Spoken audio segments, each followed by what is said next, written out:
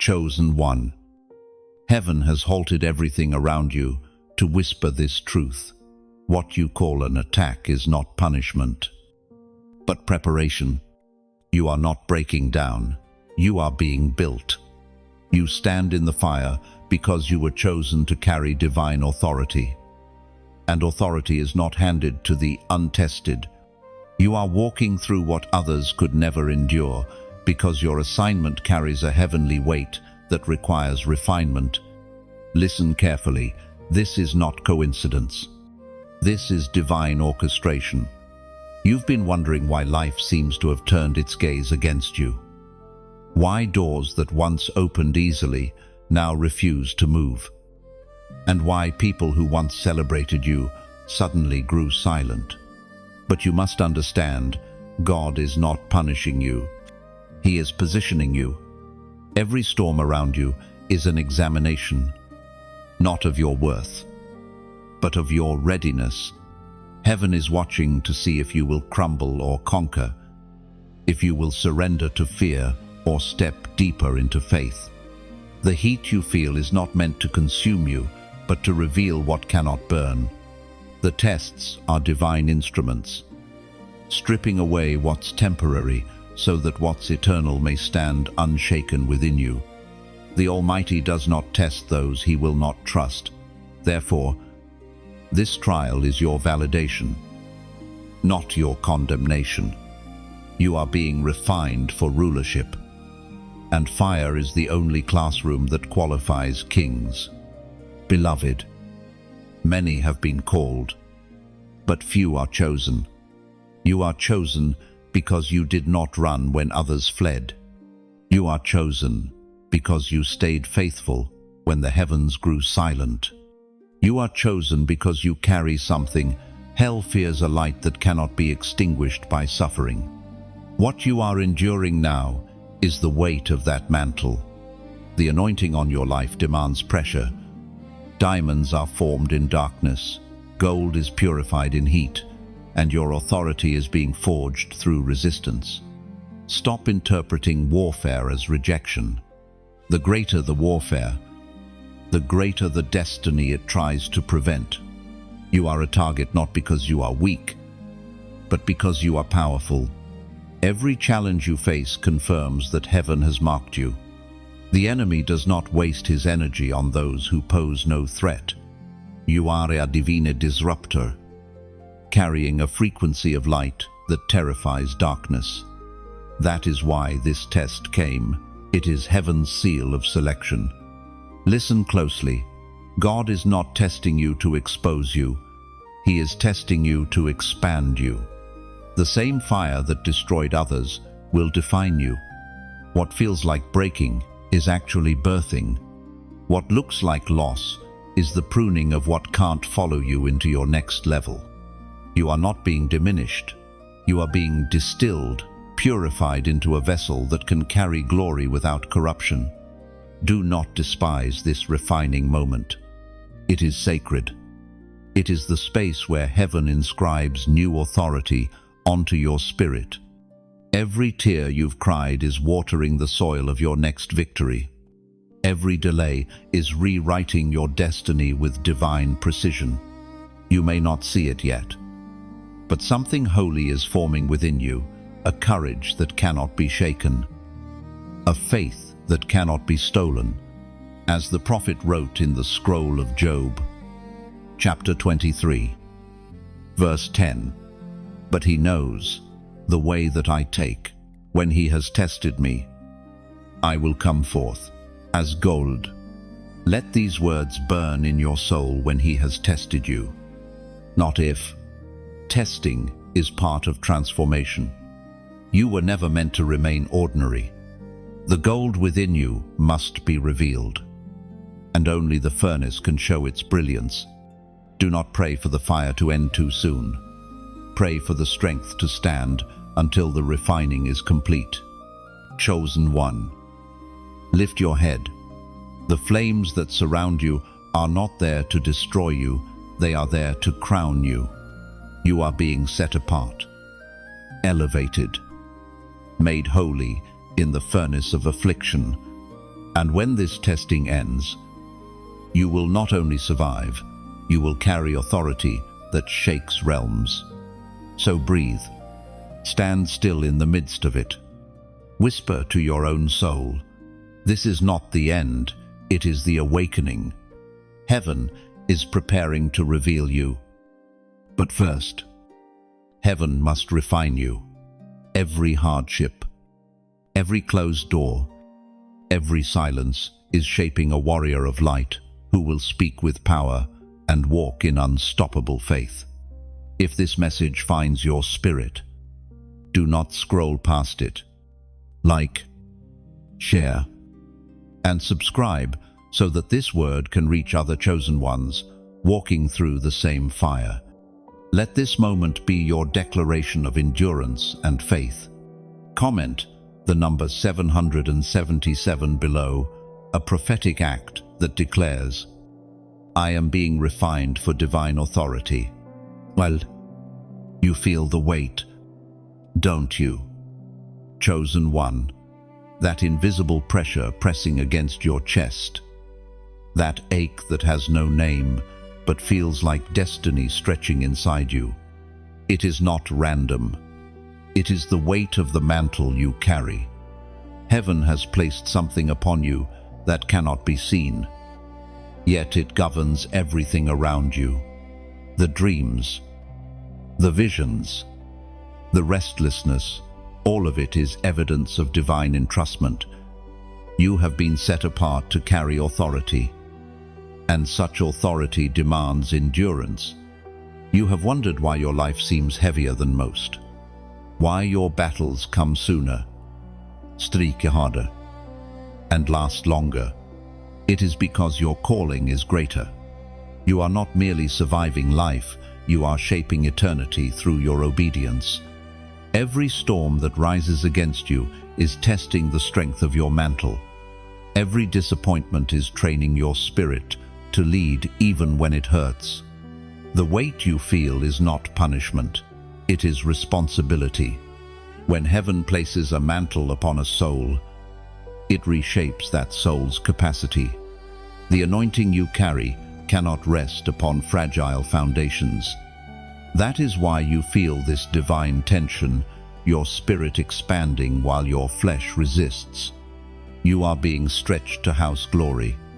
The pressure you feel is God enlarging your heart to love deeper, to lead stronger, to see clearer.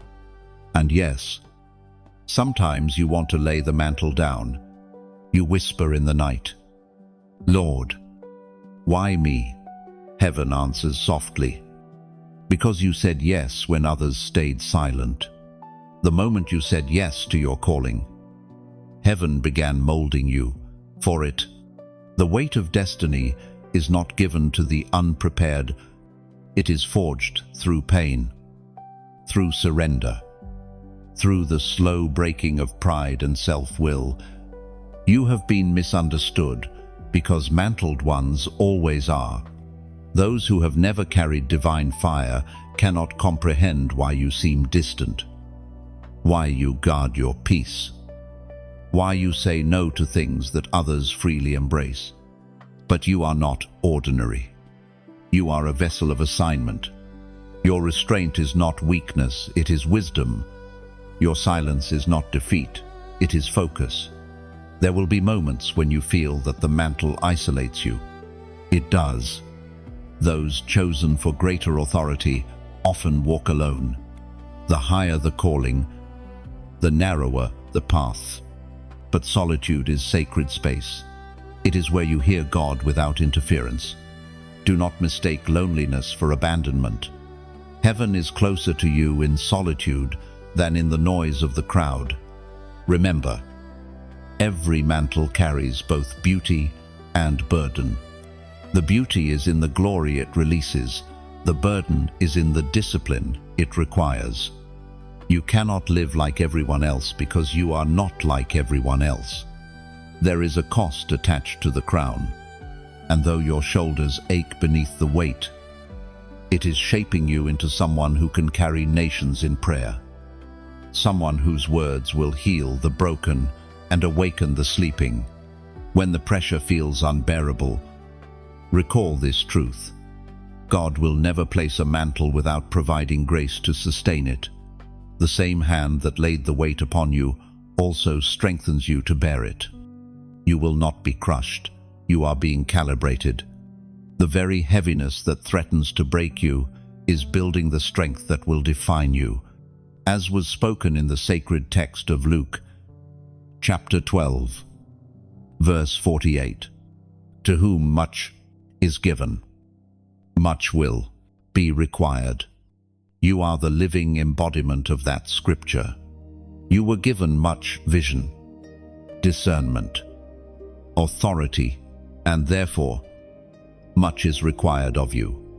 Every demand, every trial, every sleepless night is proof of what has been entrusted to you. The higher the anointing, the deeper the testing.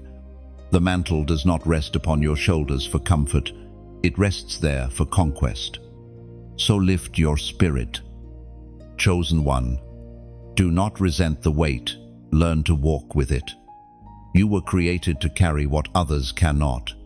The pressure you feel today will one day become the power that flows from you. You are being strengthened in the unseen, forged in silence, built in surrender. The heaviness is not here to harm you. It is heaven's signature marking you as trustworthy. When the world sees burden, heaven sees capacity. You are expanding to fit the greatness written over your life. And when the time comes, you will carry this mantle not with strain, but with grace, because by then, it will no longer be heavy. It will be home. There is a silence around you that feels almost unbearable. Chosen one, the phone doesn't ring as much. The circle that once surrounded you has thinned, and even heaven itself feels quiet. You look around and realize where there used to be noise. Now, there is only stillness. But listen closely. This is not abandonment. It is divine isolation. God hides what he values most. You've been misunderstood, even by those you thought would walk beside you forever. They look at your silence and think you've changed. They can't see the fire burning behind your stillness, the divine conversation happening in the unseen. But this is how God works. Before he reveals a warrior, he first withdraws them. Before he crowns, he conceals. Isolation is heaven's classroom for those marked with purpose. The quiet has purpose. When heaven calls you to lead, it first teaches you to listen. In the stillness, every false voice fades until only his remains. That's why this season hurts. It's peeling away the familiar. You are being rewired to hear only him. When the noise stops, revelation begins. Remember Elijah, standing in the cave after the storm. The wind was fierce. The earthquake shook the ground. The fire roared, but God wasn't in any of them. Then came a whisper. The Almighty chose silence as the stage for his voice. So if you find yourself alone, know this: the whisper is coming. Do not despise the isolation. It is evidence that heaven trusts you with secrets not meant for the crowd. God cannot reveal strategy in the middle of chaos. He pulls you away, not to punish you, but to prepare you. While others chase visibility, you are learning invisibility. You are being hidden under his hand, shaped in the shadows, refined in private, so that when the moment of unveiling arrives, you will carry power that no audience can inflate and no critic can deflate. Isolation builds intimacy. It strips away applause until your only validation is his voice. And that, beloved, is the deepest form of freedom. You will emerge from this season untouchable, not because you are hard, but because you are healed. The silence will teach you how to walk with unshakable peace, to carry presence instead of performance. As it is written, the voice of God thundered in the book of Exodus. Chapter 14, verse 14. The Lord will fight for you. You need only to be still. There it is, the divine instruction for this season. Be still. Your isolation is not an empty space. It is a battleground where God fights on your behalf. While you wait, heaven works. While you rest, armies move. Stillness is not inaction. It is trust. You are learning to stand without striving, to fight without moving, to believe without seeing. In this stillness, divine strategies are being written into your spirit. You may not hear them yet, but your obedience is the ink heaven uses. Every quiet night, every surrendered breath becomes part of a blueprint designed to launch you into authority greater than your current understanding. Let patience do its perfect work. The seed beneath the soil does not complain about darkness.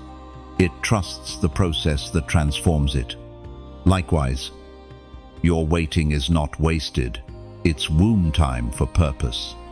When God says move, you'll rise carrying clarity that only the silent seasons could produce. So when people leave, let them. When doors close, don't panic. You are being hidden, not forgotten. Hidden things are not lost, they are preserved. The cocoon is tight, dark, and silent. But inside it, transformation is taking place. The butterfly cannot be seen until the process is complete. So too, your metamorphosis is unfolding in secrecy. The people who misunderstood your silence will one day witness your emergence. They will see the glory that solitude birthed. And you, chosen one, will understand why the loneliness was necessary, because destiny cannot be carried in crowded rooms. It requires space, stillness, and surrender. So breathe through the silence. Don't rush your unveiling. God is forming depth within you that public eyes could never handle right now. You are not forgotten. You are being finished. Every hidden season ends in holy revelation. Now, if these words resonate deep in your spirit, I want you to write this below as your prophetic declaration. I am still. End of 2. Type it. Not as a phrase, but as a confession of faith. When you comment those 3 words, you are declaring that you trust the process, that you believe God is moving even when nothing moves around you. You are speaking to your own soul, reminding it that silence is not punishment, but preparation. I am still. Say it until peace returns to your bones. You are in the safest place possible, alone with God, being prepared for everything He promised. Chosen one. You've been waiting. You've prayed until the words ran dry, fasted until your body trembled. And still, the promise hasn't manifested. You've seen others run ahead while you remain at the threshold, staring at doors that refuse to open. The delay feels endless, almost cruel. Yet heaven whispers softly, this delay is divine. What looks like stagnation is actually synchronization. God is aligning your steps with perfect timing, weaving every unseen detail into harmony with His plan. Delays are sacred tools. They teach you dependence. They reveal whether you want the promise more than the presence, or whether you trust God enough to wait without complaint. Impatience is the enemy of destiny. It births premature things that cannot survive. But when you wait in faith, you allow heaven to mature your promise until it can sustain its own glory. Every divine delay carries hidden protection. What you think you're ready for might still have unseen dangers attached. Sometimes the delay is God blocking what would have broken you. The door is not locked, it's guarded, and the one guarding it is not denying you, but defending you. You may not understand the timing now, but one day you will look back and thank Him for every closed gate, every postponed breakthrough, every not yet that saved your soul. Chosen one. Do not confuse delay with denial. Denial ends a season. Delay refines one. Denial says no. Delay says not yet.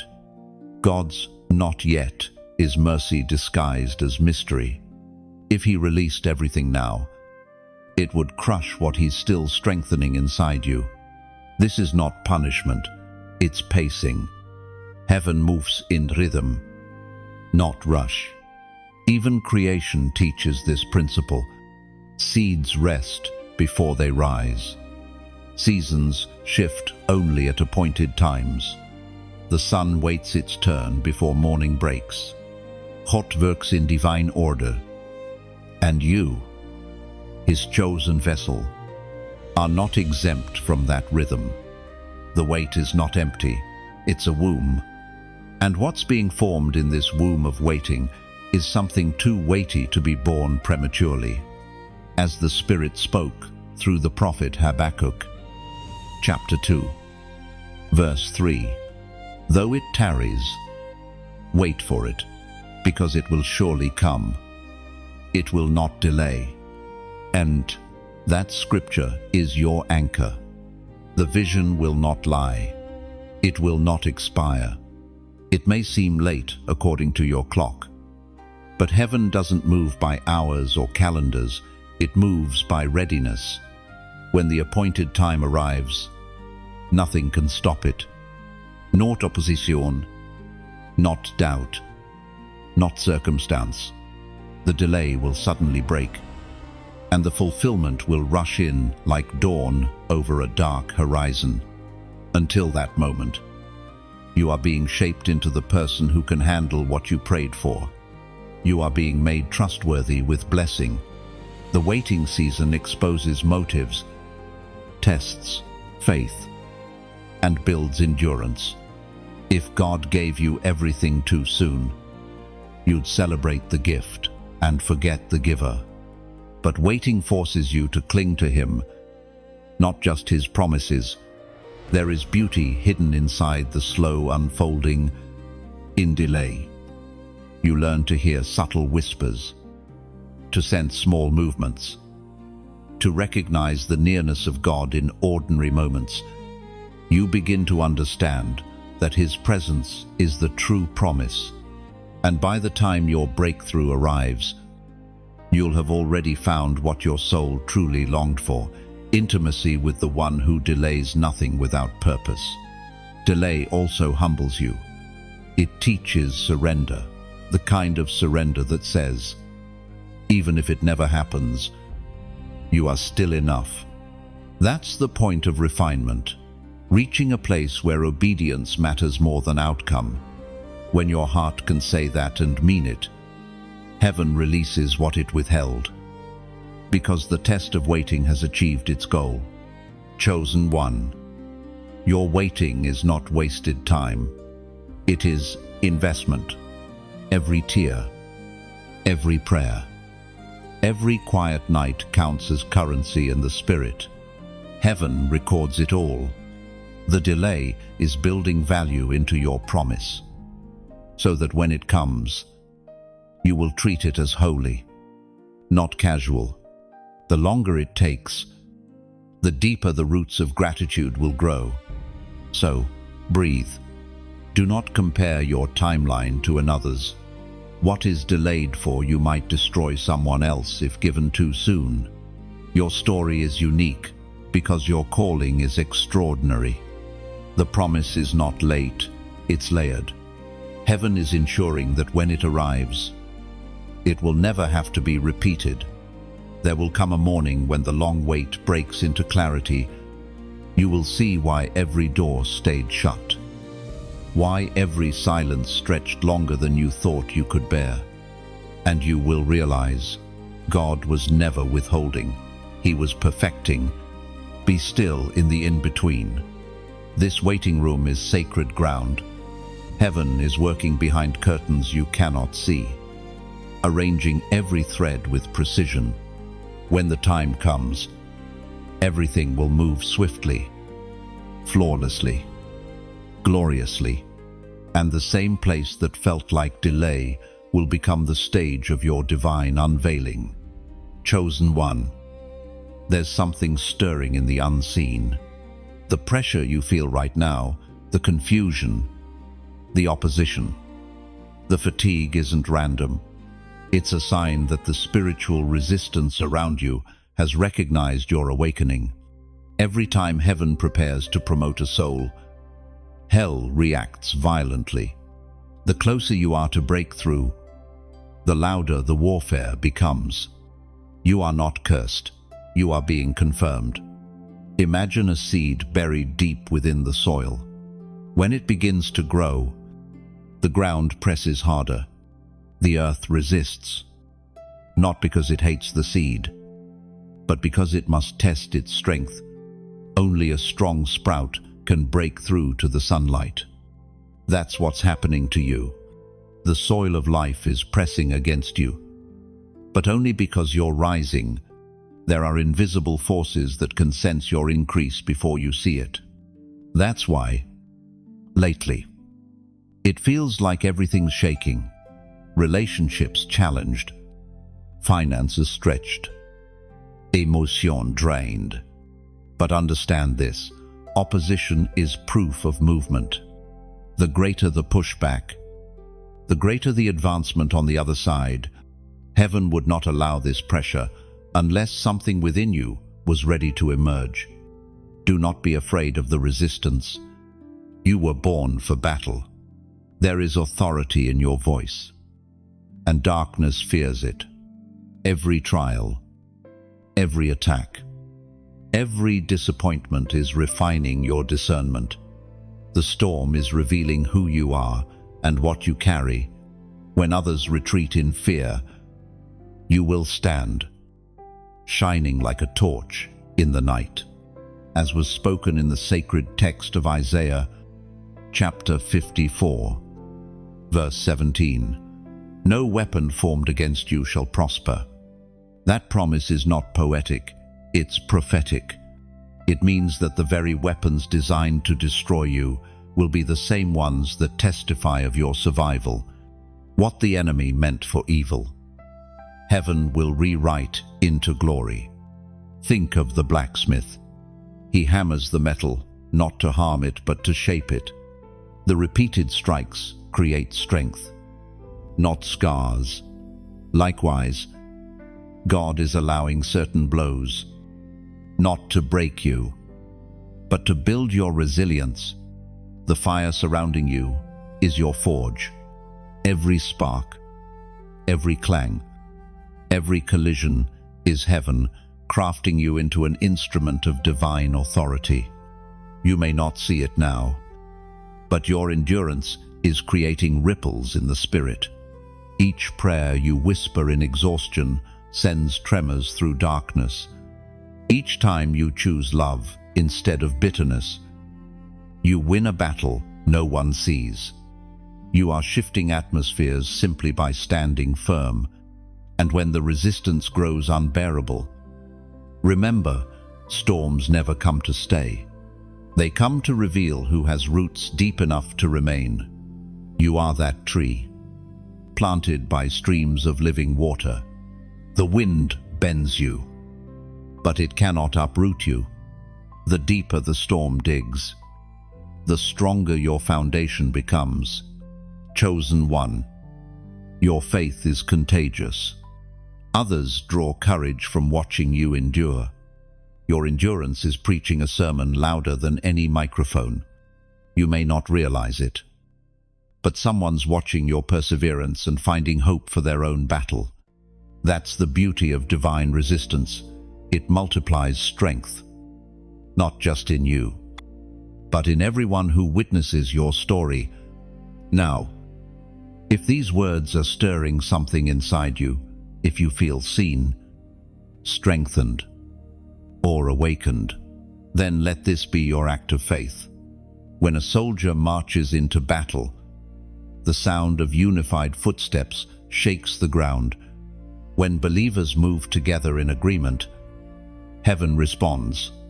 So I'm inviting you, not as a demand, but as a partnership, to help carry this message further.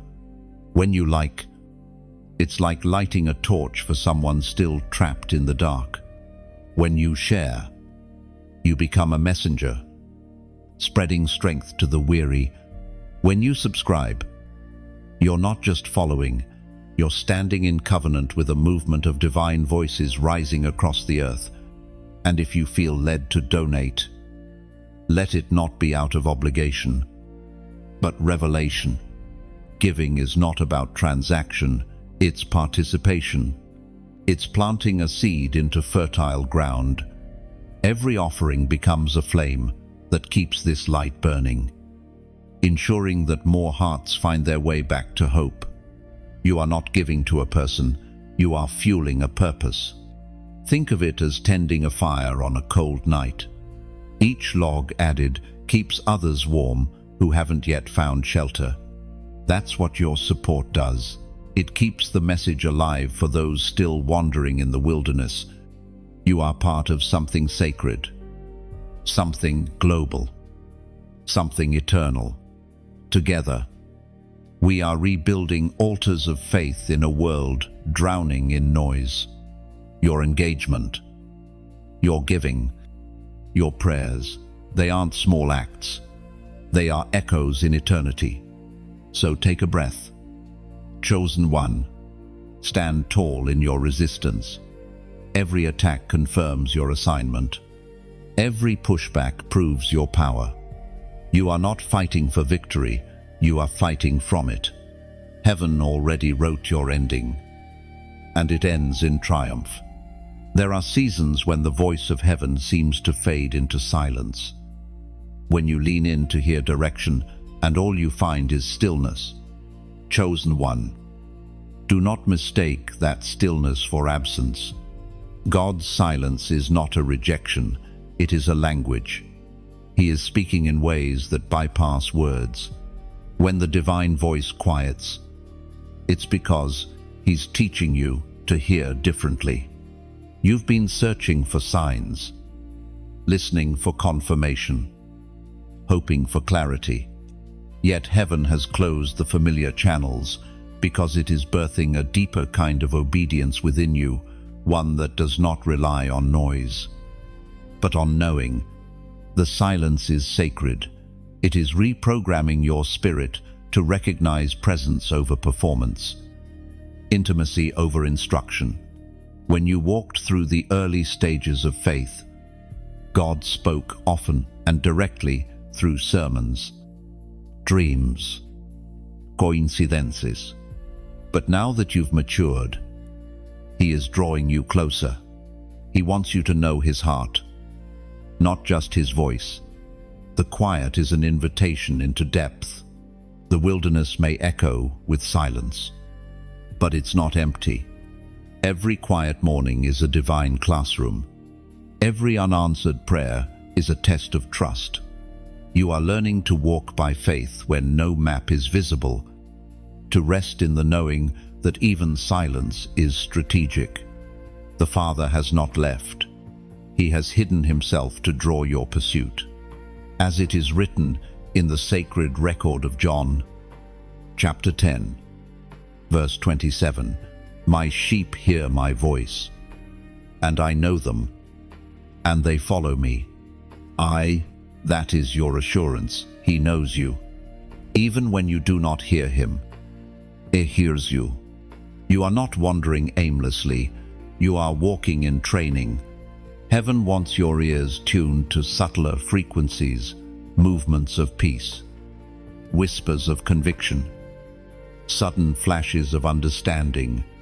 Those are his words too, just spoken in a higher language. Think of how a teacher grows silent when a student begins an exam.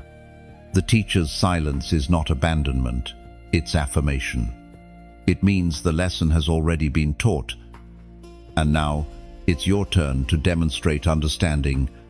That's what this silence is. Beloved, it's your exam moment. Heaven is watching, trusting that what he planted in you will now produce obedience even without reminders.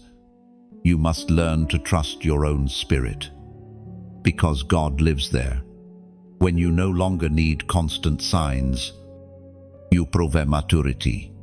The silence becomes the space where your faith flexes its strength. When you respond in obedience to the faintest impression, heaven celebrates, because that's when authority is born. In this stillness, you're being trained to discern the difference between emotion and anointing, between impulse and inspiration. The divine voice is not always loud. Sometimes it is simply the peace that settles after prayer, the clarity that follows surrender, the nudge that says, "Go now," when logic says, "Wait." The mature hear God, not through thunder, but through alignment. So do not panic when the visions pause or the dreams fade. It doesn't mean the flow has ended. It means you've entered a deeper current. The silence is sculpting spiritual instinct inside you. And instinct is what separates the called from the chosen. Heaven wants to teach you the language of still water. Have you noticed how rivers make noise, but oceans don't? That's because depth brings quiet. You're being called from the noisy shallows into the deep, where movement is powerful but silent. God's silence is a sign of trust. It means he believes you're mature enough to move without constant confirmation. The voice you're missing externally is growing internally. Soon, you'll speak and recognize that his tone has merged with yours. That is the secret of divine intimacy. You begin to think his thoughts, feel his impulses, and act from his nature. You and heaven start to sound the same. Chosen one, this quiet is temporary, but its fruit will be eternal. You will emerge from this season fluent in the language of the Spirit. You'll discern what others miss, sense storms before they form, and bring peace into chaos. That's the authority being birthed in silence, the power to move heaven with a whisper. And when this silence finally breaks, you will hear his voice again, but differently. It won't just speak to you, it will speak through you. If this message speaks to the depths of your waiting heart, then seal it with faith. Comment the number 444 below. That number symbolizes divine alignment, Father, Son, and Spirit moving as one. When you type it, you are declaring, even in silence, I am aligned. Even without a voice, he still follow. It is not a ritual, it is a reminder. It means you trust the process, you trust the timing, and above all, you trust the voice that never truly leaves. Hold your peace. Chosen one, you are being tuned for divine frequencies. Soon, the silence will break, and when it does, you'll recognize that it was never empty. It was pregnant with power. Chosen one, there comes a time when pain begins to speak in languages deeper than words. You've walked through nights that swallowed your prayers, through valleys where every step felt heavier than the last. You have wondered why the fire had to burn so long, why heaven allowed such intensity when your heart already felt exhausted. But hear this, clearly you are not being punished. You are being purified. The refiner's fire is not meant to destroy. It's meant to distinguish. It separates what is pure from what is pretended, what is eternal from what is temporary. When gold enters the furnace, it doesn't complain, it yields. It trusts that the fire, though fierce, is faithful. And so must you. The flames you face now are heaven's confirmation that you carry something precious enough to protect. You have been chosen to bear authority that cannot be corrupted. For that reason, you cannot avoid refinement. Every leader of light must first pass through fire so that the authority they carry is rooted in humility, not pride. The furnace removes impurities invisible to the human eye: attitudes, fears, attachments, self-reliance. Burn. Each loss, each broken expectation becomes part of the cleansing. The fire is not cruel. It is wise. It knows what needs to melt so that what remains can shine. You see, purity is not perfection, it's surrender. It's when your will becomes pliable enough for God to mold without resistance. Every hardship you face right now is softening something within you, removing what cannot coexist with glory. As was spoken by the prophet in the holy writings of Malachi, chapter 3, verse 3, he will sit as a refiner and purifier of silver. Notice the scripture says, he will sit. God does not rush the refining process. He remained close, watching the temperature, ensuring the fire never burns hotter than necessary. The refiner never leaves the furnace unattended, because his gaze guarantees your survival. You may feel the flames, but you are not alone within them. The same one who allows the heat also shields you from being consumed by it. Fire exposes what was hidden. It brings buried pain to the surface, so healing can reach it. That's why this season feels so raw. It's not because you're weak, but because God is healing what you didn't even know was wounded. Every emotion rising to the surface is something being burned away. Let it go. Don't resist the process. Resistance prolongs the fire. Surrender purifies faster. The refiner's fire is not random, it is personal. The temperature of your testing is tailored to your destiny. Some metals melt at different degrees, and so does every calling. The greater the assignment, the hotter the furnace. That's why comparing your journey to another's will always mislead you. Their flame might be lighter because their calling is smaller. Yours burns bright because you were meant to illuminate nations. In the midst of the flames, something else is happening. The impurities that once distorted your reflection are vanishing. When the refiner looks into the molten gold and sees his image mirrored back, he knows the process is complete. That is the goal of your fire, to make you look like him. Do not curse the furnace that forms you. Do not despise the heat that heals you. It is purifying your motives, refining your vision, teaching you how to carry power without pride, compassion without compromise. What you are learning in the fire will become the wisdom that guides others out of theirs. You are being prepared to lead by empathy, not ego, to speak from scars, not theories. Every pain will serve a purpose. Every tear you've shed has become part of your transformation. The smoke may sting now, but it's proof that impurities are leaving.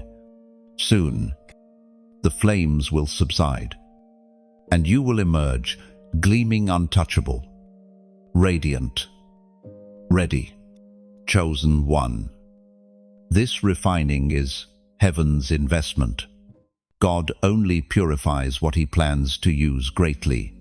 When you walk out of this fire, you will not smell like smoke. You will carry the fragrance of surrender. Those who see you will sense it.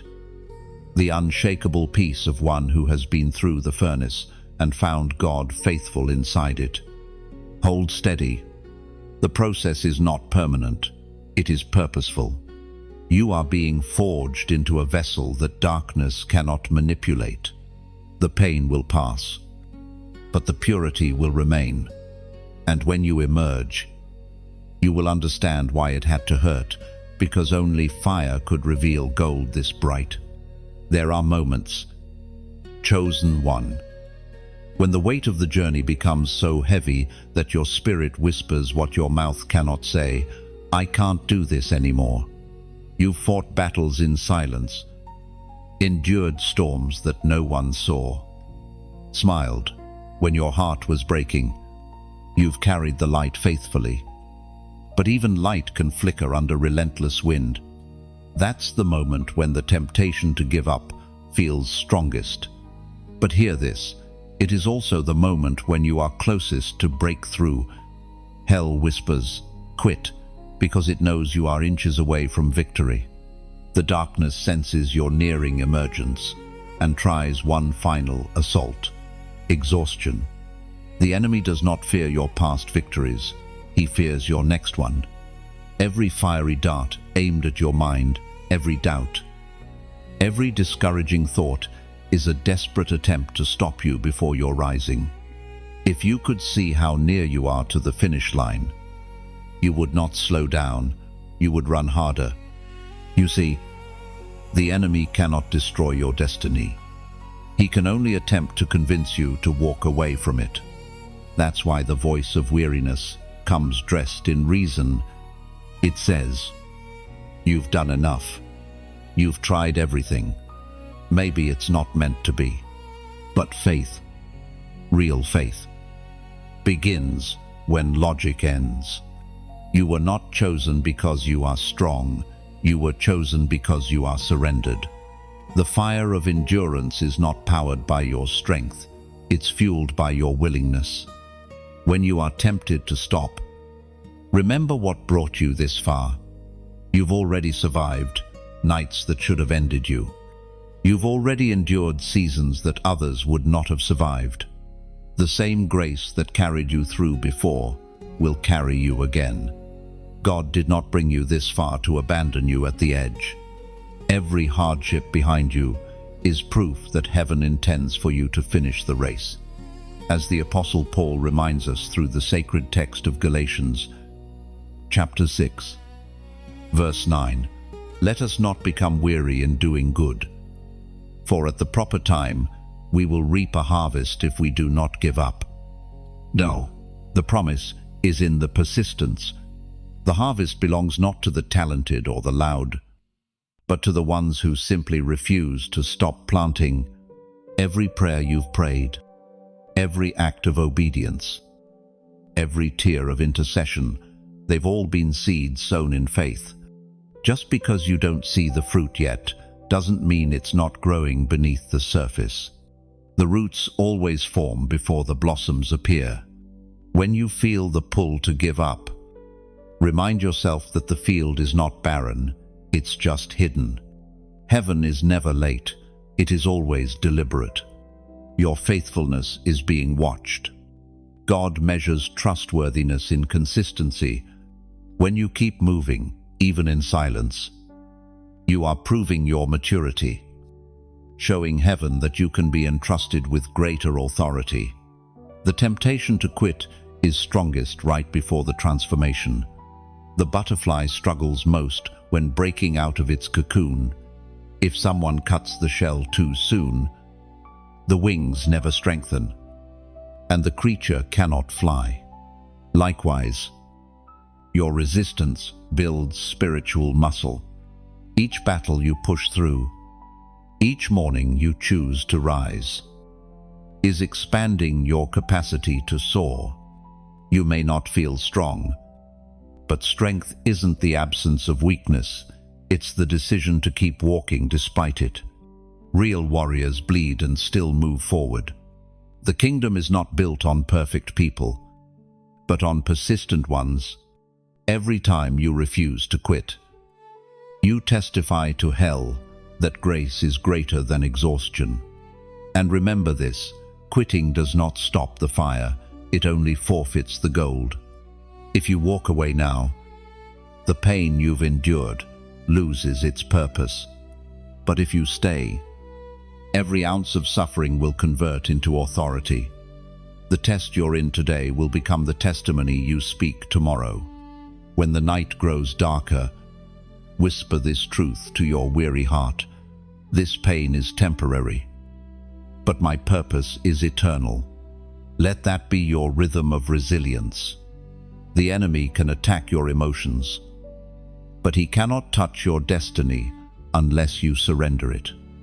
You are not alone in your struggle. Even the strongest saints faced moments of wanting to quit. Elijah, under the broom tree, begged for death. Moses doubted his calling. David cried out in despair. But none of them were disqualified by exhaustion. They were refined by it. Their stories remind you that weakness is not failure. It is an invitation for God's strength to take over. So when your knees tremble, kneel. When your hands shake, lift them anyway. When your faith feels thin, hold on with whatever thread remains. Heaven measures your victory not by how loud you roar, but by how faithfully you endure. Chosen one, you've been through storms that few could endure. You've walked through fire, stood in silence, faced delay, and battled the temptation to surrender. And yet, you're still here. That alone is proof of divine endurance flowing through your veins. You didn't survive by luck, you survived by grace. Every breath you take right now is evidence that heaven has not forgotten you. There's something sacred about surviving seasons that were designed to destroy you. Each scar on your soul tells a story of victory. You may not realize it, but you've already passed tests that others are still trying to understand. What you carry now isn't just faith, it's proof. Proof that resilience runs deeper than fear. Proof that light cannot be extinguished by darkness. Every trial you faced was a lesson in endurance. You were learning how to stand when everything inside you screamed to fall. Heaven was shaping your spirit, training you to outlast the storm. Because authority cannot rest on those who give up easily, it must be placed on those who have been pressed and did not break. You've become a living testimony that endurance is not about strength, but about trust. You see, faith isn't measured by how loud you shout when the sun is shining. It's measured by how steady your heart remains when clouds hide the light. You've endured because, somewhere, deep within, you believed, maybe even faintly, that God was still with you. That small spark of faith became the anchor that held you through every flood.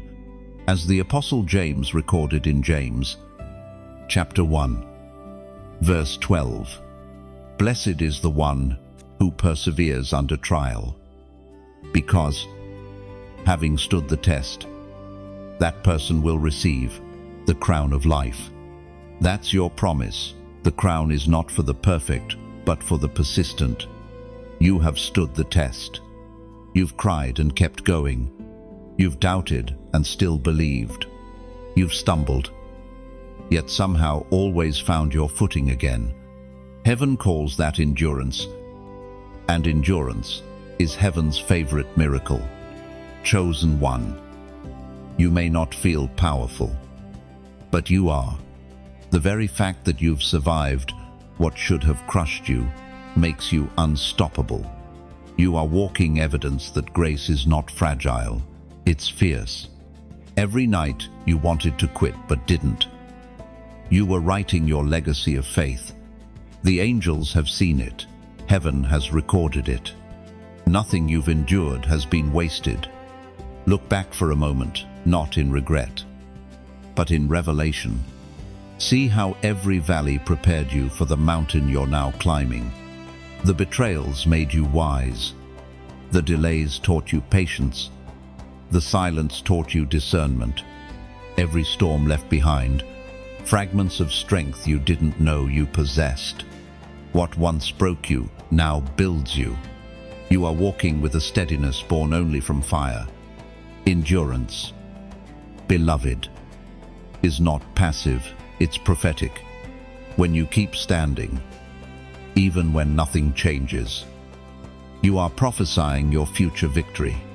You're declaring, I will not die here. I will not retreat. I will see the goodness of God in the land of the living. Each act of persistence echoes through eternity as a declaration of faith louder than any sermon. And here's the mystery. What you've learned through endurance has given you authority. Others will find safety in your story. Your voice will carry weight because it has been tested. Your words will heal because they come from the same wounds you survived. You've graduated from mere belief to embodiment. You no longer just speak about faith, you are faith walking. There is something holy about the quiet strength that comes after storms. It's not loud, it's unshakable. It's the calm in your eyes when chaos swirls around you. It's the steady heartbeat that says, I've seen darkness before, and I'm not afraid. That's the mark of the chosen, the unspoken authority born from endurance. So now, if your spirit feels this truth resonating deep within, if you know that you've survived more than anyone realizes, I want you to declare it with your words. Comment, I remain. Yes, just those 2 words. Simple, but sacred. When you write them, you are testifying to heaven that you are still standing, still believing, still becoming. You are telling every spirit of defeat, you tried, but I'm still here. Those words are more than a comment, they're a covenant. They mean your endurance is not over, it's evolving. I remain. That is your anthem, your signature, your seal. It means that though the winds may rage, you are rooted. Though the fire may rise, you will not burn away. Though the night lingers, you are waiting for dawn with unwavering eyes. Endurance is no longer something you're learning, it's something you've become. You are endurance in motion. Grace made afresh. Faith personified. The tests are changing, but your foundation remains unshaken. Heaven looks at you and says, that one can be trusted with authority. Oh, chosen one, your remaining is your victory. Every heartbeat says it again, I remain. Chosen one. Something sacred happens when the ashes of old battles begin to cool. You stand there, weary but not broken, surrounded by fragments of what once was, and realize you survived.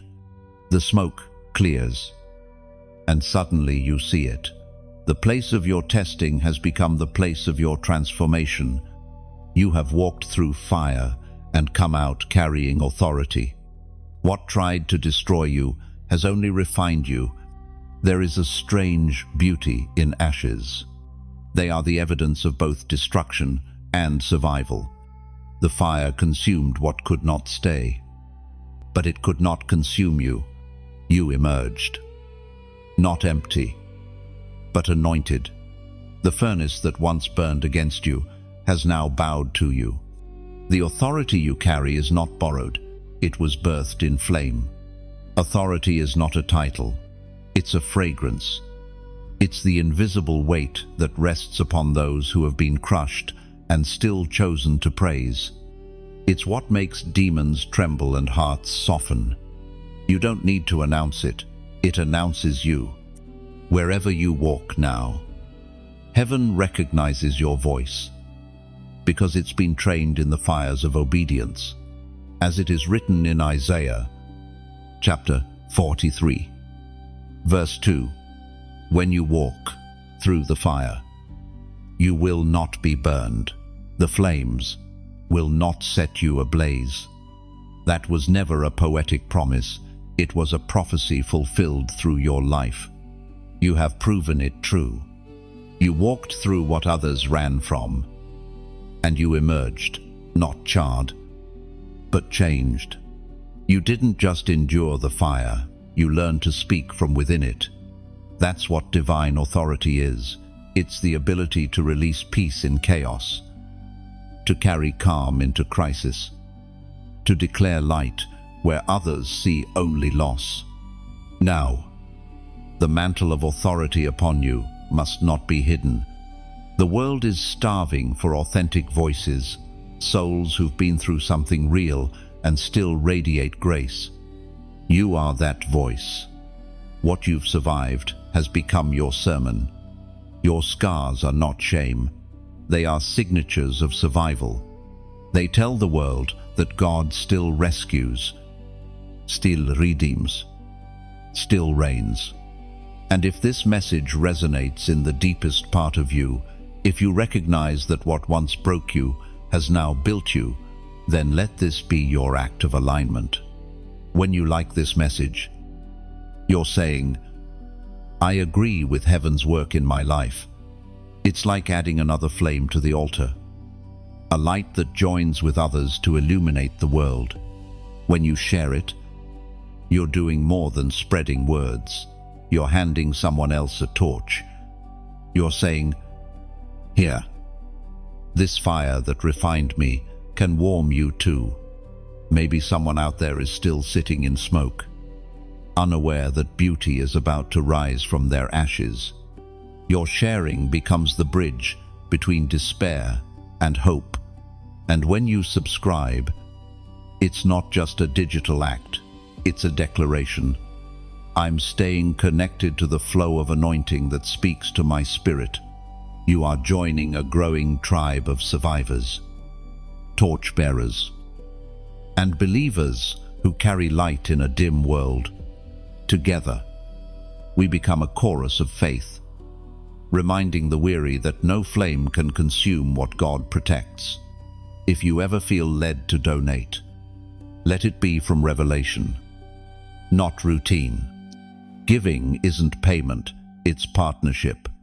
Imagine a lamp burning late into the night, bringing comfort to travelers. Each contribution is oil poured into that lamp, ensuring it never runs out. You're not giving to a person, you're fueling a purpose that continues to speak light into darkness. Your seed keeps the fire alive for others who are still finding their way. Your life, chosen one, is a living altar. Every act of generosity, whether a word of encouragement, a prayer, or a gift, is incense rising before heaven. You are proof that worship isn't limited to music, it's movement. Every time you give, you echo the rhythm of divine exchange, beauty for ashes, joy for mourning, purpose for pain. Think of it like this: a phoenix doesn't rise for itself. It rises to remind the sky that rebirth is possible. You are that phoenix. You carry the memory of ashes, yet you soar higher because of them. When others see your flight, they remember their wings. Chosen one. Your authority was forged in suffering, but designed for service. Use it to heal, to lift, to inspire. Speak to the broken from your healed places. Lay your hands upon the hopeless, not always physically, but spiritually, through your words, your presence, your endurance. You are an ambassador of resurrection, so stand tall in the ashes. Don't hide your glow. You have earned every ounce of your light, and as you walk forward, carrying authority wrapped in humility, remember what once burned you, now bows to you. The fire no longer defines you, it obeys you. Chosen one. When the fire subsides and the smoke clears, Heaven often entrusts something new into your hands, the power to speak.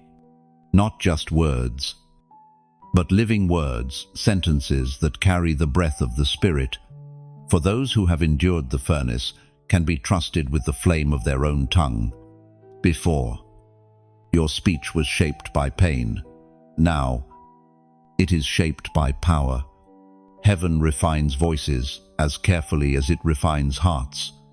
There is a holy discipline to divine speech. Not everyone who can speak has authority to decree.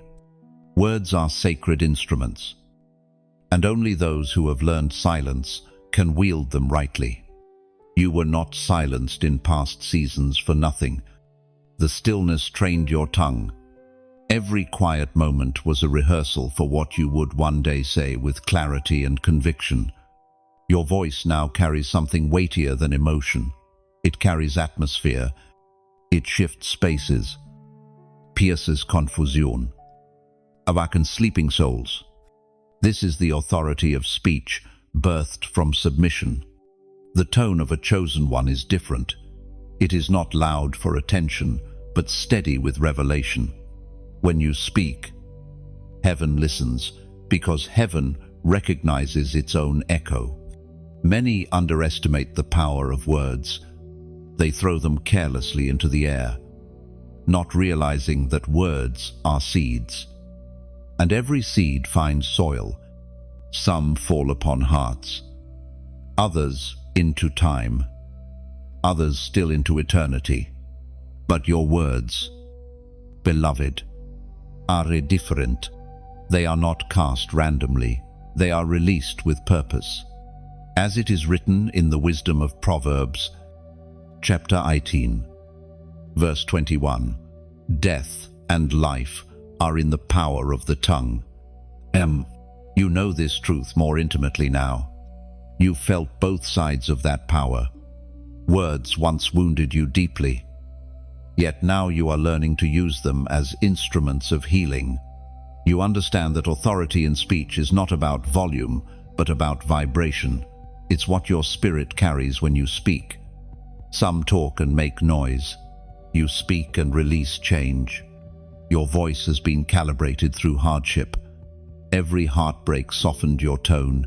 Every disappointment purified your motives. You no longer speak to be heard. You speak to bring transformation.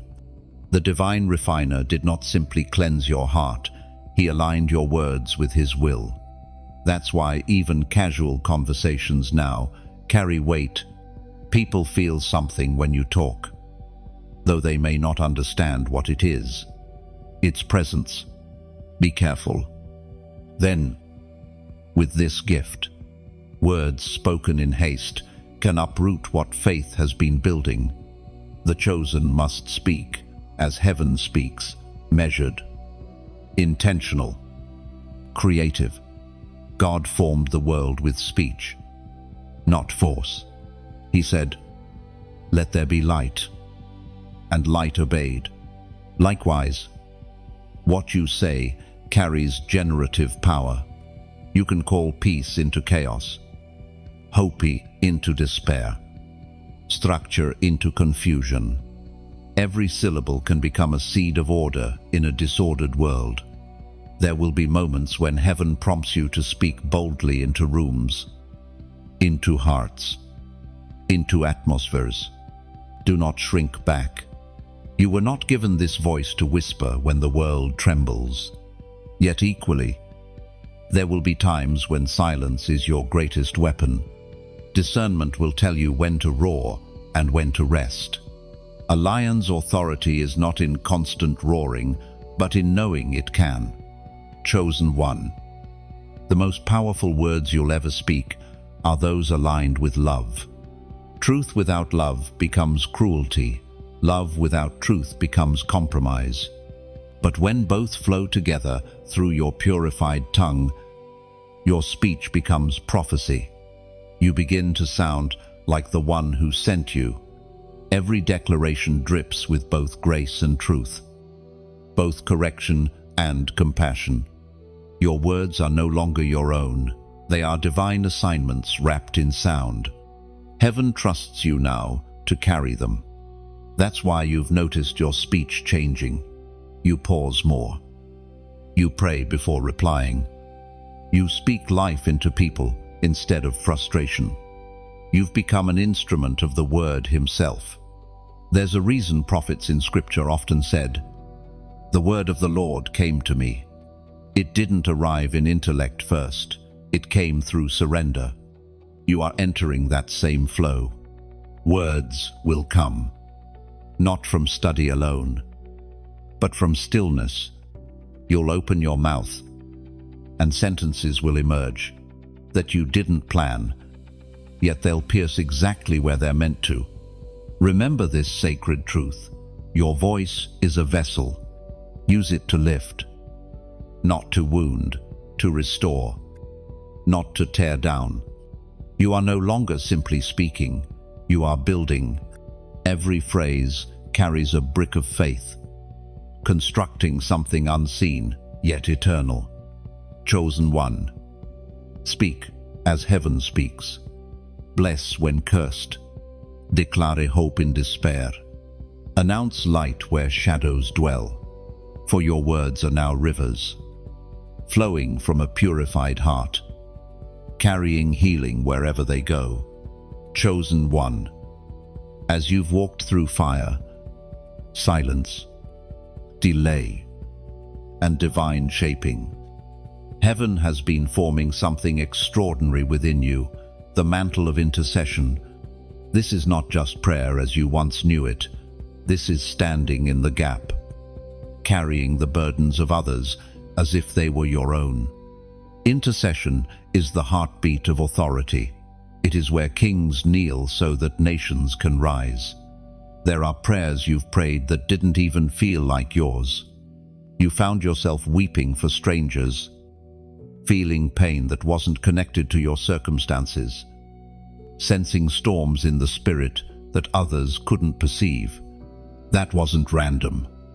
Heaven was placing the weight of intercession upon you.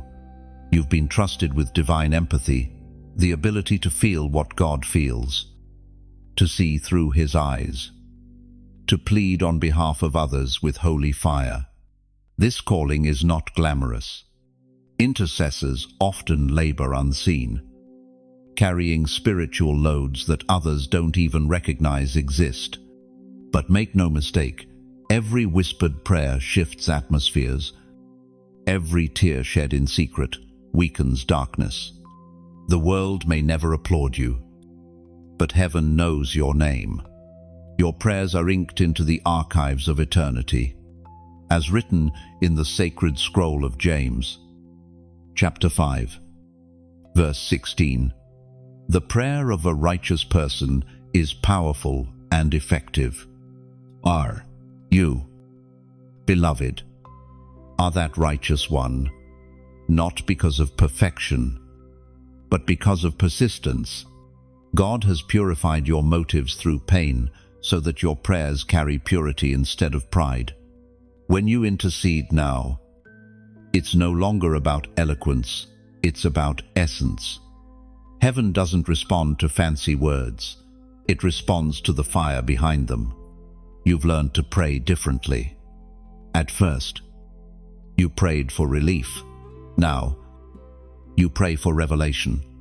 Before, you asked God to remove the storm. Now, you ask Him to reveal purpose within it. That's the language of intercessors. They don't escape pressure, they transform under it. Each time you bow in prayer, you are doing more than asking, you are aligning. In intercession, your voice becomes a bridge. Heaven speaks through you into the earth, and the earth speaks back through you into heaven. You stand between realms, translating the language of both. That's why the enemy fears intercessors. They are divine translators, turning despair into destiny, turning warfare into worship. But know this, the mantle of intercession costs much. You will often feel deeply for people who cannot feel for themselves. You will carry burdens that wake you at night, sensing shifts you can't explain. There will be days you weep without knowing why, and later discover that your spirit was groaning for someone's rescue. Do not despise that sensitivity. It is proof of your connection. It means heaven trusts your heart enough to handle what others ignore. Intercession also means spiritual warfare. You will be called to pray when others sleep, to stand guard when others rest. But you are never alone in it. Angels move when you pray. Heaven mobilizes when you decree. Your words in faith are like arrows of light, piercing through strongholds unseen. When you intercede, you do not just speak, you legislate. You stand as heaven's ambassador, writing divine decrees into the earth with your petitions. There will be seasons where you don't even have words, only groans. But those groans, those sighs, too deep for speech, are holy. Scripture says the Spirit Himself intercedes through you with groanings beyond words. When your language fails, your spirit takes over. Heaven hears it all. You are being trained not just to pray, but to prevail. The prayers that change the world are not the ones prayed once, but the ones prayed until you, chosen one, are called to pray until peace replaces panic, until hope replaces despair, until the lost find their way home. So do not underestimate your midnight moments of prayer. The world sleeps while you wrestle in the unseen, but the fruit of your warfare will soon be visible in lives transformed, doors opened, hearts restored. Every intercession is a seed of victory planted in silence. When this word touches your spirit, let heaven hear your agreement. Comment the number 555 below. That number is symbolic of divine grace, multiplied grace for endurance, grace for prayer, grace for revelation. When you type it, you are declaring, I receive the mantle. I stand in the gap. It's not just a comment, it's an act of covenant. It tells heaven that you're ready to be used, not only for your own deliverance, but for the deliverance of others. Chosen one, your whispered prayers have shaken realms. Your unseen tears have watered revival. You are not just a believer, you are a bridge. The mantle rests upon you now. Wear it with humility. Pray with fire. Intercede with faith. For heaven has found in you a heart that can carry its burdens and still burn with love. Chosen one. Some of the deepest wounds in your journey have not come from strangers, but from those who once walked beside you. Betrayal is the wound that cuts closest to the soul, because it comes from hands you once trusted. You expected the blow from the enemy, not from the friend who shared your table. Yet, as painful as it feels, this too is part of divine preparation. Heaven allows betrayal not to destroy you, but to detach you from illusions, from dependency, from misplaced loyalty. Every chosen vessel must walk through this valley. Joseph was betrayed by brothers who couldn't see his dream. David was hunted by a king he once served faithfully. Even the Christ was kissed into crucifixion by one he called friend. If the spotless one endured betrayal to fulfill purpose, you, too, must drink this cup to understand divine compassion. It doesn't mean God abandoned you. It means you are walking the same sacred path as those He trusted with His greatest revelations. At first, betrayal burns with confusion. You replay every conversation, every gesture, trying to understand how loyalty could dissolve into envy. But betrayal is not always about you. It's often about what you carry. The light on your life reveals insecurities in others.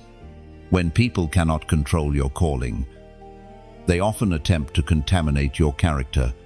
The wound of betrayal is also a surgery of the soul.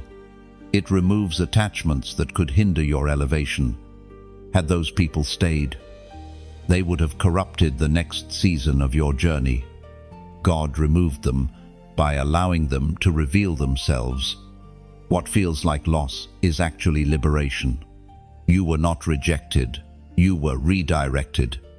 As written in the Holy Record of Luke, chapter 23, verse 34, Father, forgive them, for they know not what they do. And those were not just words of mercy, they were words of mastery. In forgiving, Christ reclaimed his authority. Betrayal loses its power when forgiveness enters the room. Forgiveness doesn't excuse the wound, it transforms it. It takes what was poisonous and turns it into medicine.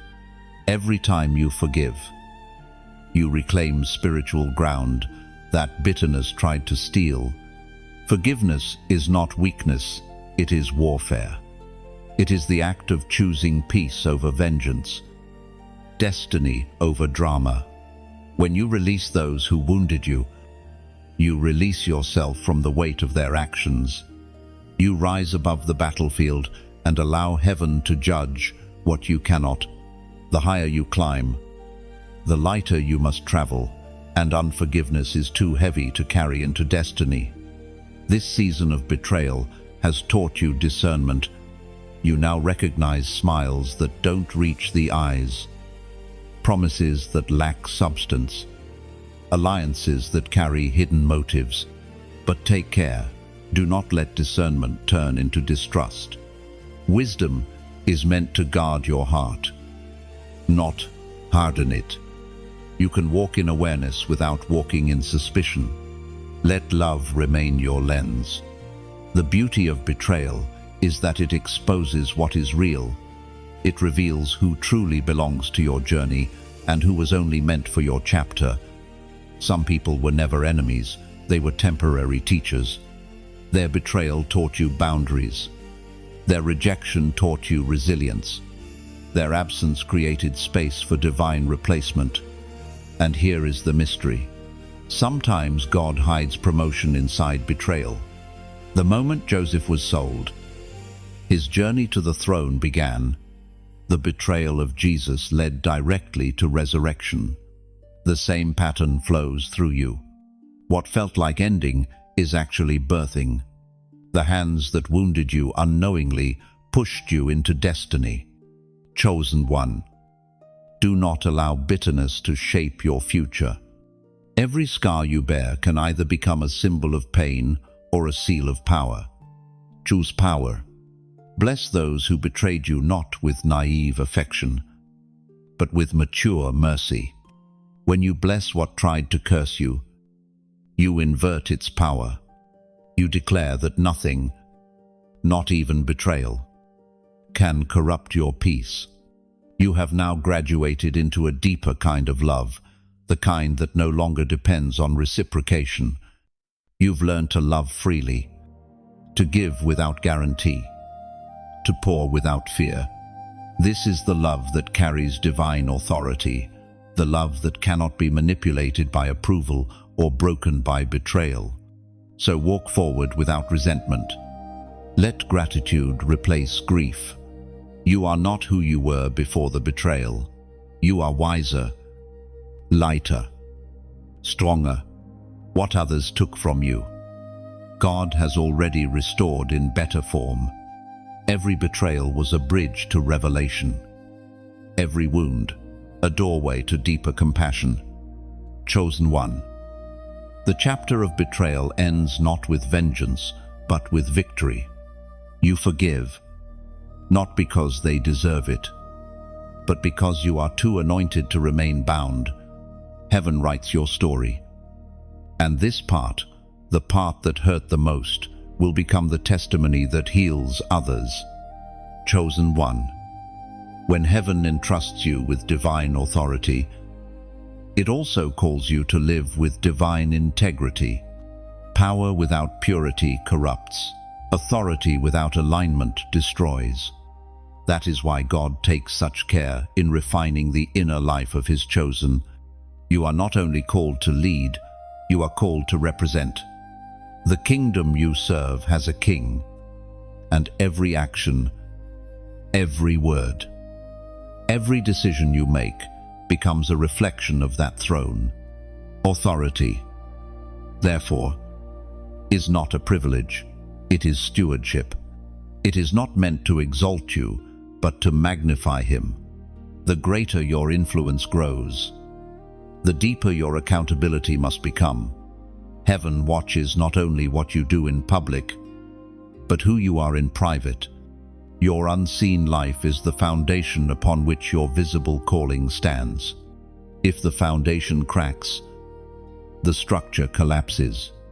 Integrity is not about perfection, it is about consistency. It is the daily alignment of your inner motives with heaven's truth.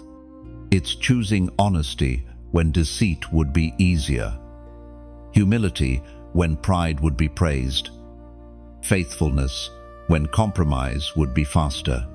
God cannot entrust continued authority to a vessel divided by duplicity. He will always test your intentions before He multiplies your influence. As written in the sacred text of Colossians, chapter 3, verse 17, "Whatever you do, do it all in the name of the Lord Jesus." Those words are the compass of authority. They remind you that every task, no matter how small, is sacred when done in His name. Signing a document, answering a call, offering forgiveness, each act becomes worship when your heart carries the right posture. Divine authority is sustained not by charisma, but by character. You see, the world values power, but heaven values purity. Many can perform miracles, few can live blamelessly. Authority flows cleanly only through vessels that remain transparent before God. That's why He continues to prune your life. He is not punishing you, He is protecting the flow. You've been learning that integrity often costs you opportunities. There are doors you could have forced open, deals you could have accepted, relationships you could have manipulated, but you didn't. That restraint was not weakness, it was wisdom.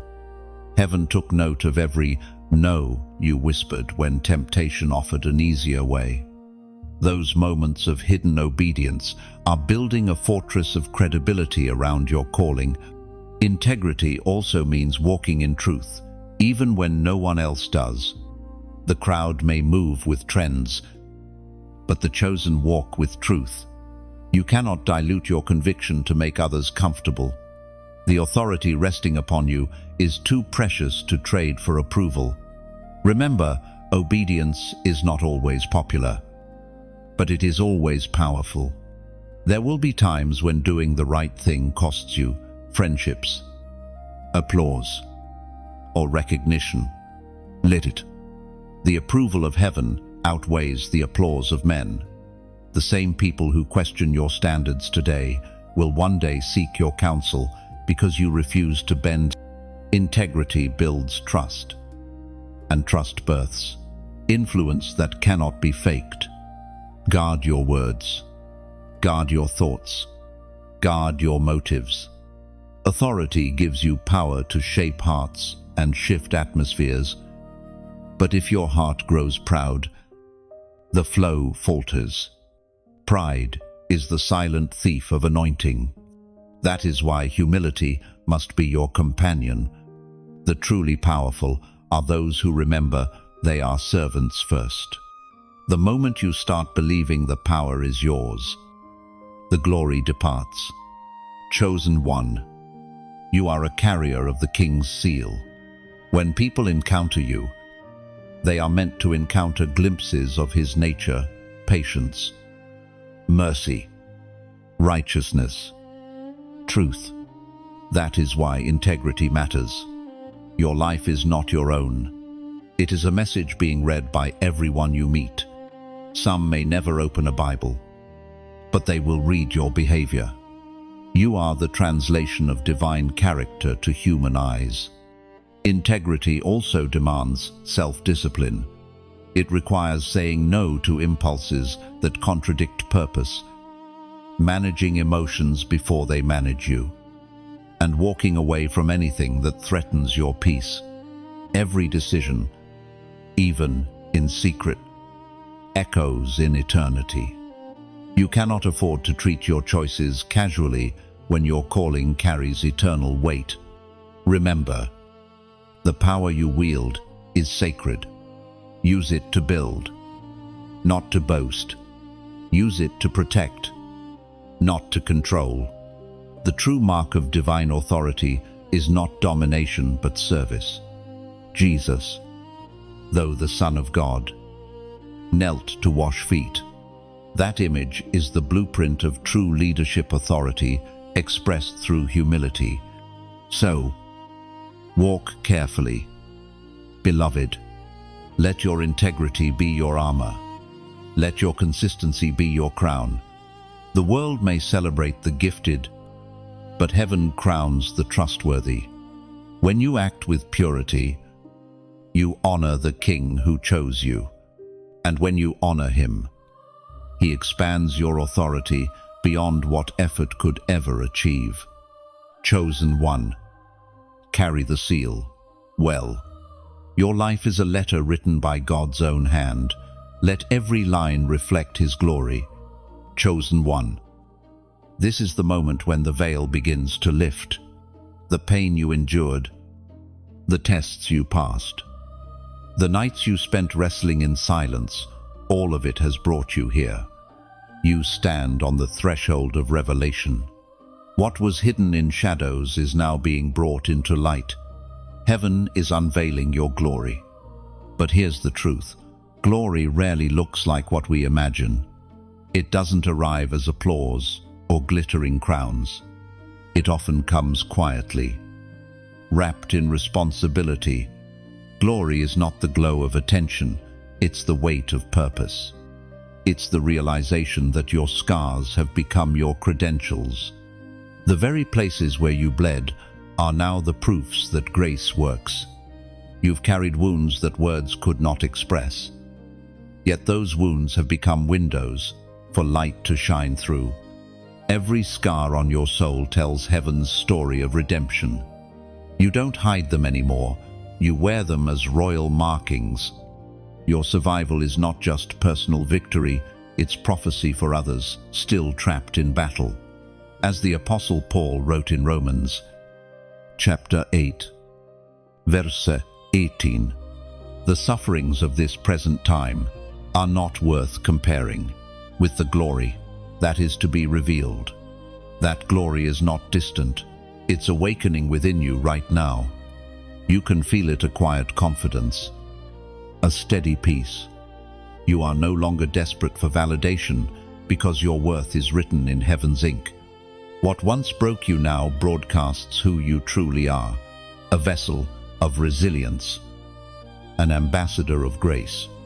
Now that the revelation of glory rests upon you, heaven is asking you to shine, not with self-promotion, but with service. The light you carry isn't meant to spotlight you, it's meant to guide others home. Every word you speak, every act of kindness, every prayer you release, it all becomes illumination for those still stumbling in darkness. You are the living proof that endurance births radiance.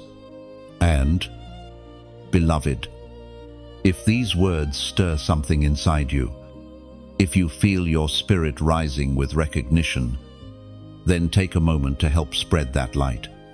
When you like this message, you are saying, I see the reflection of myself in this word. It's like lighting a lantern in a field of others. Each click, another flame ignited. When you share, you are taking that lantern into another's night. You might not realize it, but someone scrolling in silence right now is desperate for a reminder that their suffering still has purpose. Your act of sharing might be the spark that keeps their faith alive one more day. When you subscribe, you're not simply following a channel, you're stepping into a movement of awakening souls, of people determined to rise in grace, to walk in purpose, to live as proof that light conquers darkness. Every new connection strengthens the network of hope heaven is weaving through us all. And if your heart ever feels led to donate, know this: it's not about obligation, it's about alignment. Think of it like pouring oil into a lamp. That oil ensures that the flame keeps burning, that messages like this reach the hidden hearts scattered across the world. Your giving is not payment, it's partnership. You become part of the story heaven is telling through these words. Every seed you plant keeps the message alive for another listener, another fighter, another soul who thinks their strength has run out. You are keeping the fire alive for them, and in that sacred exchange, heaven pours back into you peace for your generosity, joy for your compassion, increase for your obedience. Chosen one. Glory is not loud, it's luminous. It doesn't boast, it beckons. The more you walk in revelation, the more you realize that true greatness is found in humility, and true abundance is found in giving.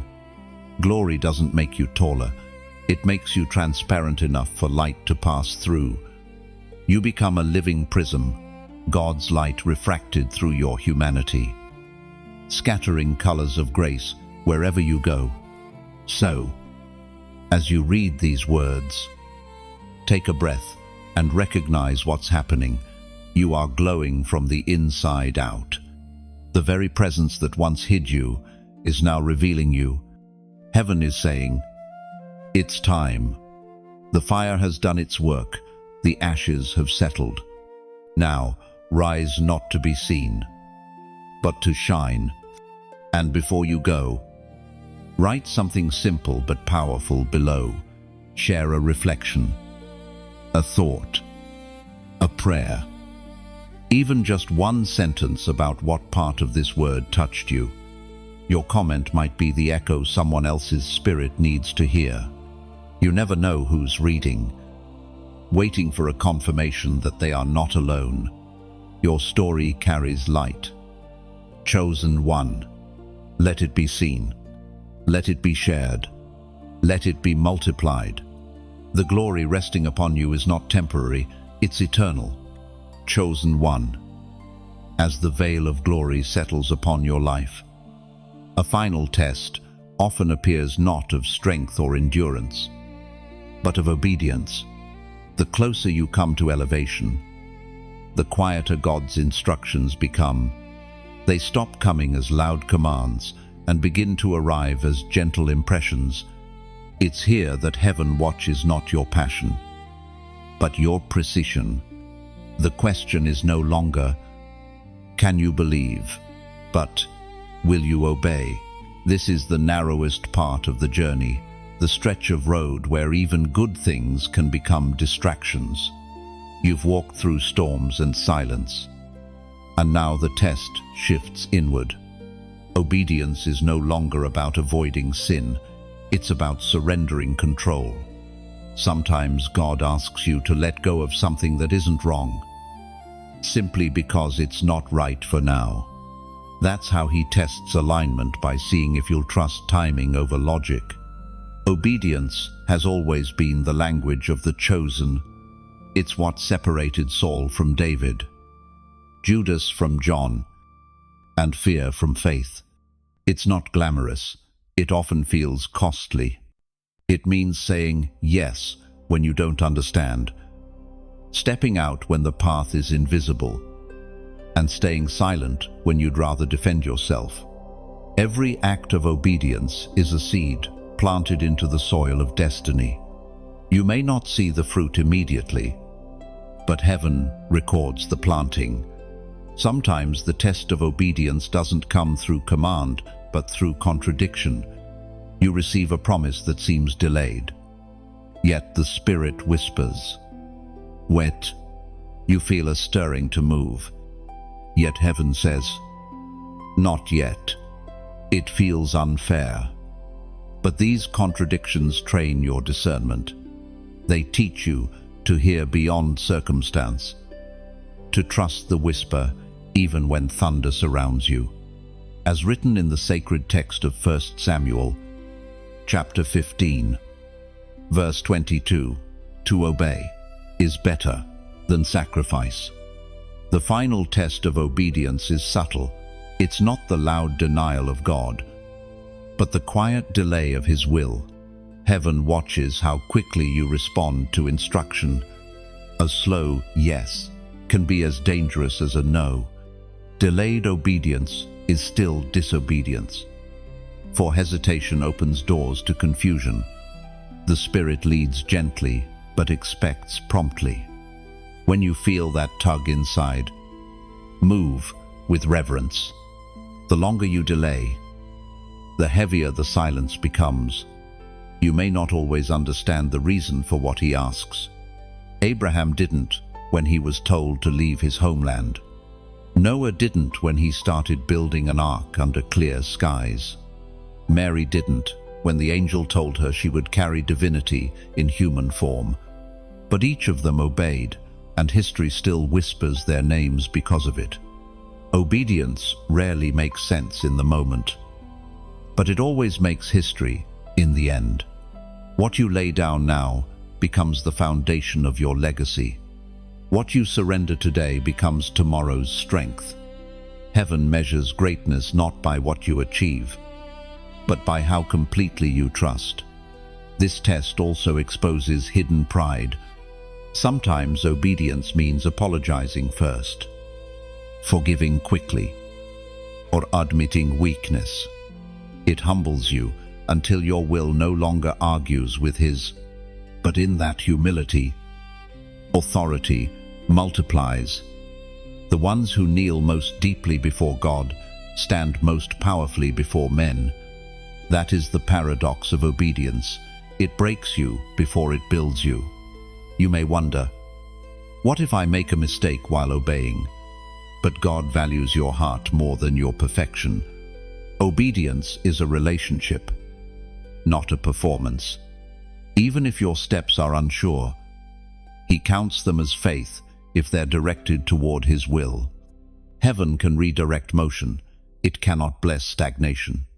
Obedience also brings peace that reasoning never can. The moment you release what you've been clinging to, the storm inside you calms. Peace is heaven's confirmation that you're aligned.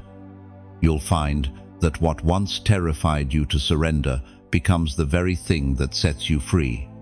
Chosen one. This final test is not meant to break you, it's meant to crown you. Heaven is asking, can I trust you with instruction when there's no applause? Can I guide you with a whisper instead of a miracle? If your heart can answer yes, you are ready for your next dimension. You have come too far to hesitate now.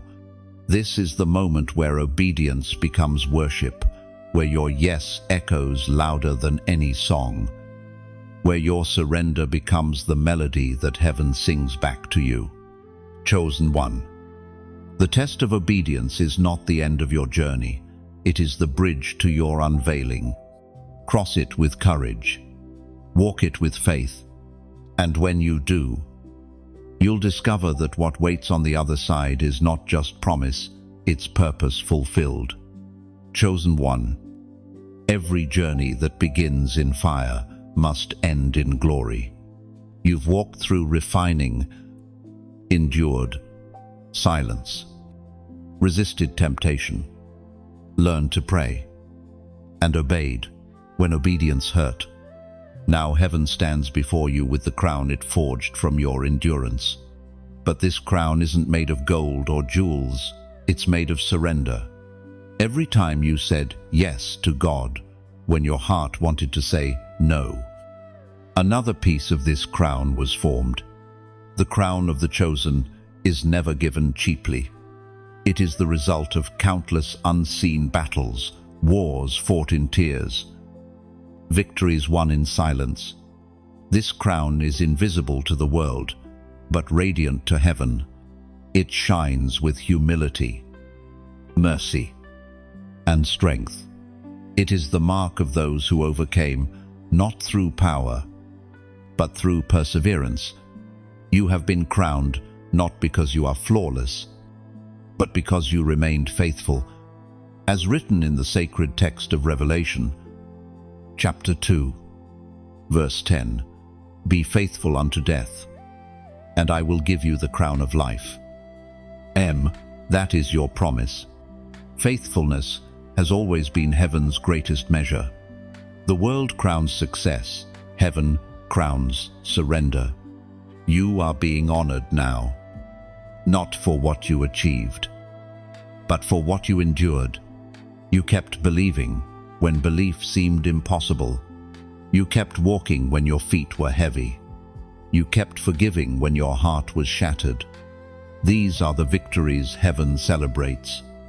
Every tear you've cried has been gathered in God's hands. Every prayer recorded in eternity. None of it was wasted. The trials that felt endless were shaping something eternal inside you, a strength that cannot be taken, a peace that cannot be shaken. The crown is the visible sign of an invisible transformation. You are no longer the same person who first entered the fire. Crowning moments are quiet. They don't arrive with fanfare, but with stillness.